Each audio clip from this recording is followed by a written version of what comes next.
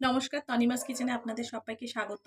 আজকে তৈরি করব ধনেপাতা এবং পেঁয়াজ দিয়ে পকোড়া। তার জন্য নিয়ে নিয়েছি ধনেপাতা, এখানে কুচিয়ে নিয়েছি, পেঁয়াজ কুচিয়ে নিয়েছি, স্বাদ মতো নুন নিয়েছি, বেকিং সোডা নিয়েছি, এটা রসুন পাউডার, এটা অপশনাল, চালের গুঁড়ো, আর রয়েছে বেসন।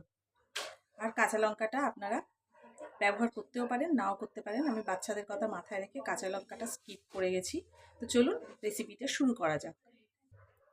প্রথমে মিক্সিং বোলের মধ্যে আমি দিয়ে দেব ধনেপাতা কুচিগুলো, পুরোটাই দিয়ে দেব।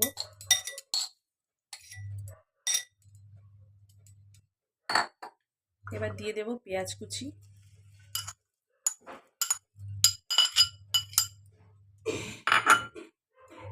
দিয়ে দেব চালের গুঁড়ো। যতটা পরিমাণ চালের গুঁড়ো নিয়েছি তার ডবল পরিমাণ আমি বেসন নিয়েছি, দিয়ে দেব বেসন। দিয়ে দেব রসুন পাউডার, আপনারা কাঁচা রসুনটাও গ্রেট করে ব্যবহার করতে পারেন, এটা দিলে একটা সুন্দর ফ্লেভার আসে। যাদের রসুনের গন্ধ পছন্দ নয় তারা এটা স্কিপ করে যাবেন। এবার দিয়ে দিব বেকিং সোডা, এটা দেওয়ার কারণে ভেতরটা খুব সফট হবে আর বাইরেটা ক্রিস্পি হবে। দিয়ে দেবো স্বাদ মতো নুন। এই সমস্ত ইনগ্রেডিয়েন্টস আমি অল্প অল্প জল দিয়ে মাখতে থাকব।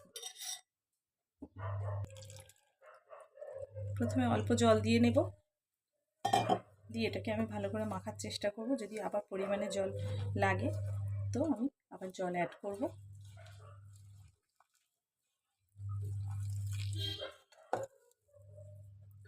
এইভাবে এটাকে আমি মেখে নেব।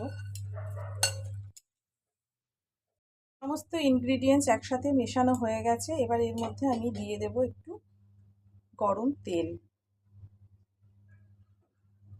দিয়ে আবারও ভালো করে এটাকে আমি মেখে নেব। তেল খুব সুন্দরভাবে গরম হয়ে গেছে।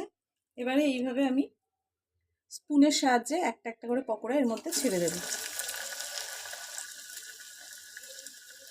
হাত দিয়ে ছাড়তে গেলে হাতে পুরো মাখামাখি হয়ে যায়, সেই জন্য স্পুন দিয়ে ছাড়লে খুবই সুবিধে হয়। আপনারা এইভাবে বাড়িতে করে দেখবেন, আপনাদের সুবিধে হবে।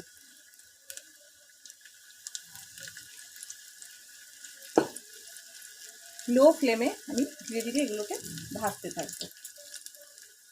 বেশি হাই ফ্লেম দিয়ে দিলে ওপরটা হয়ে যাবে, ভেতরটা কাঁচা থেকে যাবে। সেই জন্য একদম লো ফ্লেমে আমি এটাকে ফ্রাই করব। এইভাবে আমি একে একে সমস্ত ভেজে তুলে নেব।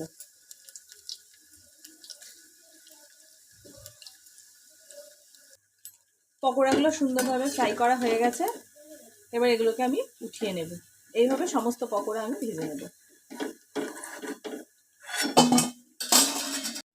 ভিউয়ার্স দেখুন, পেঁয়াজ ধনেপাতার পকোড়া এখানে রেডি হয়ে গেছে। ওপর থেকে দেখুন কতটা ক্রিস্পি হয়েছে, আর এটা ভাঙলে ভেতর থেকে কতটা সফট। আপনারা বাড়িতে এইভাবে ট্রাই করবেন, খুব ভালো লাগবে। আজকের মতো রেসিপিটা এই পর্যন্ত, আবার ফিরে আসবো নতুন কোনো রেসিপি নিয়ে।